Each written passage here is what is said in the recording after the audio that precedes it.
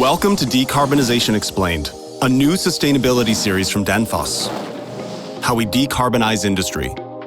Every time we need goods, food, or comfort, we create emissions. Industry alone accounts for about 38% of global CO2 emissions from end-use sectors. By 2050, there will be 2 billion more people in need of resources and energy, and our economy will double. To build a better future, the world needs to decarbonize by decoupling growth from emissions. But to achieve a 2050 net zero scenario, we need to use 8% less energy than we do today. The question is that even possible?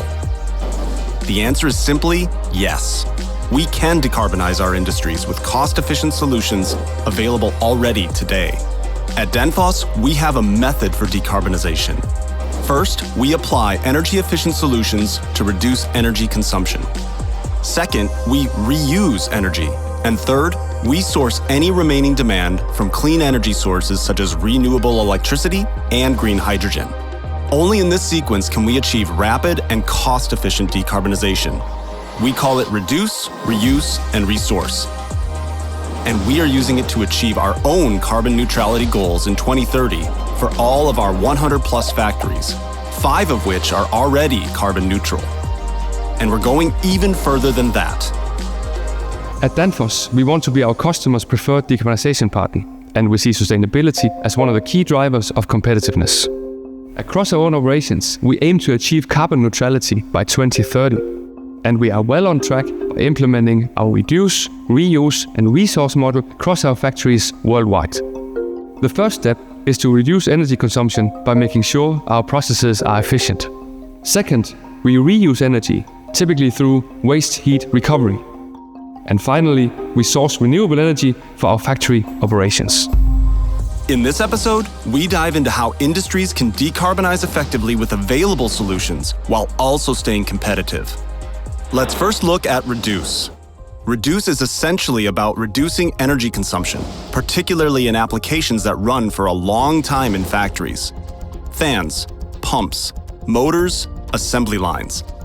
They don't need to run all the time, but they often do. In fact, most factories keep their systems running 24 hours a day, 7 days a week. And many of these large machines are on constant standby when they could be shut off. In a recent pilot study at one of our sites, we found 80% of our machines could be switched off when not in use, saving 30% on energy without impacting productivity. Aside from simple but powerful shutoff initiatives, today many motors in industry productions are oversized for their purpose, meaning that they run inefficiently and are using far more energy than they need to. Actually, motors use more than half the world's electricity consumption, and more than 2/3 of the industry electricity consumption. We can make them all run only when they need to, and a lot more efficiently by using the simple principle of variable speed. So a drive is an intelligent piece of technology. It's not a standalone product. It's kind of a best friend of the motor that controls the speed and the torque and ensures energy efficiency in the motor applications. A variable speed drive can be used for many kinds of motor applications like ventilation systems, water pressure control, or conveyor belts. It can be simply explained like this. In this example, a motor controls a fan. Without a drive, the motor will run at full speed by default, despite the power actually needed to operate the fan. There's no adjustment of the frequency and voltage, just full speed. After inserting a variable speed drive, the volt and frequency of the motor will be adjusted while keeping the airflow consistent. The energy reduction from installing a drive speaks for itself. It is a recognized solution for energy efficiency to use a drive. For pumps and fan applications, for example, you can easily save 40% of the energy with the drive installed compared to the no-drive solution. In our own factories, we seize the opportunities where we can really improve the efficiency and install a drive. We had a recent retrofit in our US factory in Loves Park, where we had an old ventilation system. And we estimated that after the retrofit, we had 59% reduced carbon emissions compared to the previous system over the drive's lifetime. The number of motors in the EU alone has major potential to decarbonize through energy reduction. In fact, this potential represents 53 terawatt hours per year. This is equivalent to avoiding the annual footprint of up to 2 million European citizens. In our Wuqing factory in China, where we produce more than 500,000 compressors annually, we connected Danfoss drives to electric motors on 20 different workstations, saving a total of 30,000 kilowatt hours. Even for heavy industries where hydraulic systems are widely used, for example, when working with injecting molding, variable speed drives can deliver energy savings up to 70% compared to a fixed speed system. The decarbonizing potential with variable speed drives for any industry application using a motor is truly endless. It's just a matter of implementation. The great fact also about the drive, it's you don't need to rebuild your whole system. You can actually just need to install a drive, and it can be even on the old motor. Of course, by reducing the electricity demand, you can also reduce the electricity bill. So actually the payback time can be as short as 6 months or 2 years. Next, let's look at reuse. Reusing energy is about recovering excess heat from processes already running, heat that evaporates into thin air today. Basically, excess heat is any heat that is rejected from a cooling system, a mechanical cooling system, or from an industrial process that is just rejecting heat. So excess heat is a significant opportunity because it is significantly unused today. Excess heat is currently the world's largest untapped energy source, representing 2,860 terawatts per year in Europe alone. It's free heat released into the air everywhere from industrial processes, data centers, and even refrigerators in supermarkets. Using technology like bidirectional heat transfer, heat exchangers, heat recovery units, and heat pumps, we have put excess heat to use in our Danfoss factories in China, Poland, Denmark, and Finland. For example, here at the Danfoss headquarters, we have this heat pump, which is cooling the data center that's also behind me, and then recovering the heat via the heat pump to the campus energy system. Excess heat from metro stations, data centers, and more is lost every day on an industrial scale. But if captured and reused, this heat can be recirculated in district energy networks, replacing heating demand that is otherwise met by burning fossil fuels. In some cases, it can even be reused in the same unit that produced it. With excess heat, we can fuel industries, neighborhoods, and even cities with energy that would otherwise remain unused. From our experience, every heat recovery or excess heat recovery project that we've worked on in general is going to have less than a 3-year payback. Finally, let's look at resource. Once energy use is minimized and we've reused excess energy, we resource green energy by replacing fossil fuels with clean energy sources. Resourcing from fossil fuels to renewable electricity and green hydrogen can be achieved with power purchase agreements that secure green energy supply from renewable sources. This is exactly what we've done for our factory sites in China, the US, Denmark, and Germany.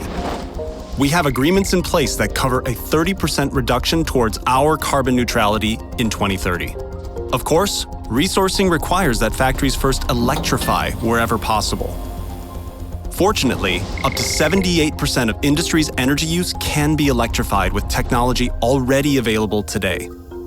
Heat pumps decarbonize by replacing fossil fuels with converted electrical energy input, typically by factor 2.5 into thermal output. We're working together with companies like Cervix to develop industrial heat pumps. These solutions aim to deliver up to 130 degrees Celsius hot water and steam for energy-intense productions, where oil and gas used to be the only option.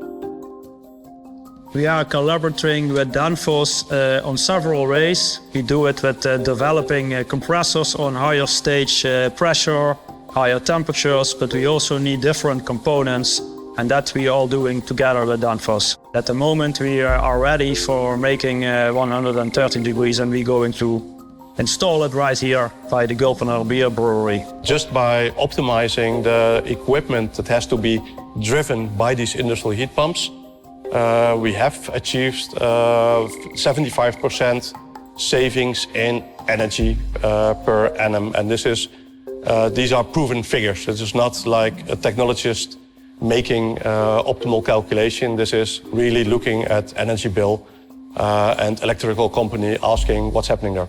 So, for industries like food and beverage that have both cooling and heating processes, heat pumps are already available today.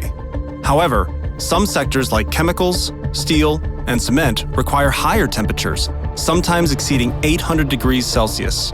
Today, electrification seems out of reach, with many seeing fossil fuels as the only viable option.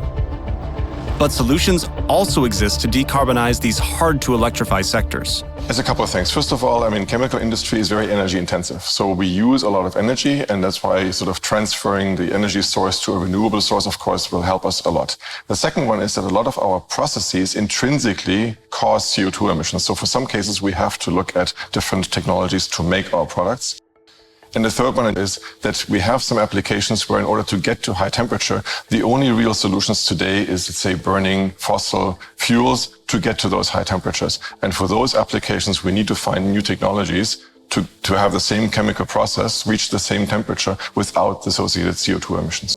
I would say this idea of reducing and reusing is kind of part of the DNA of the company.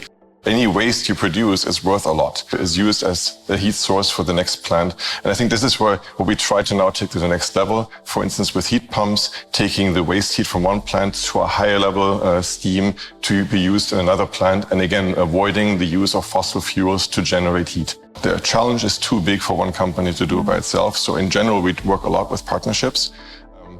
Very simply, we need to talk to regulators together. It's really an industry or several industries that need to make sure that the playing fields are level and that we get regulation that allows us to actually implement technologies. Working together and using our resources smarter is crucial to decarbonize our most emissions-heavy sectors. So to really ramp things up within the industry, it's really important that we do get that policy leadership. So it's great that we've had the recent COP announcements on doubling energy efficiency, tripling renewables, and aligning on those goals with industry is really key. Therefore, we need strong policy, strong regulation from governments, also incentives. So it's not just good for emissions reductions, it's good for the bottom line, and it has all these wider benefits to the business as well. Now is the time to get to work, bridge the competence gaps ourselves, and inspire each other across industries to get the job done. This can be done. It's possible to move towards net zero. Make sure that if you have a motor, please have a drive. This is not something you develop by sending each other emails. Actions speak louder than words. Learn more about Decarbonization Explained and how we can partner together to decarbonize.